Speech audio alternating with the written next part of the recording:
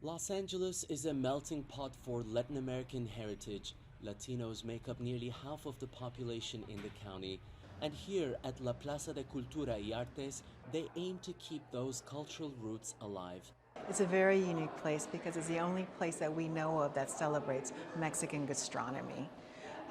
We showcase cocineros tradicionales, chefs, but the main point is to educate folks about the history and food.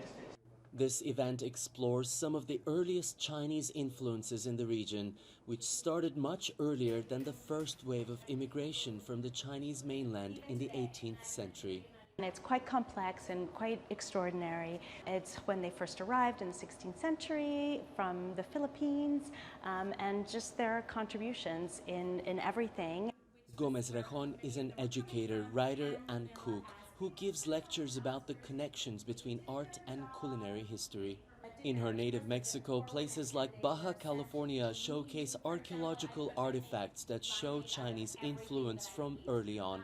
All citrus is originally native to China. It had already made its way to Europe pre-conquest, but this is something that's from China that transformed Mexican cuisine. And it's not just Chinese goods that made their way into Mexico's cuisine, but also certain customs and traditions. If I go to you to buy a pound of green beans, and you give me the pound of green beans and then you add the little extra, this is called the pilon, and this is something that's very, very Mexican, but it was actually something that is not very Mexican. Well, it is, but it is a Chinese contribution to this Mexican sort of life and language, the concept of the el pilon.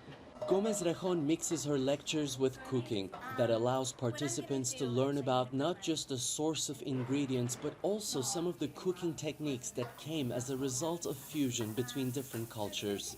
I would like them to walk away with a better understanding of the influence of the Chinese in Mexico, and just I always love to highlight just these forgotten histories. Southern California has long been influenced by its southern neighbor Mexico and its state of Baja California, which translates to Lower California, carries centuries of Chinese influence still present in today's dishes.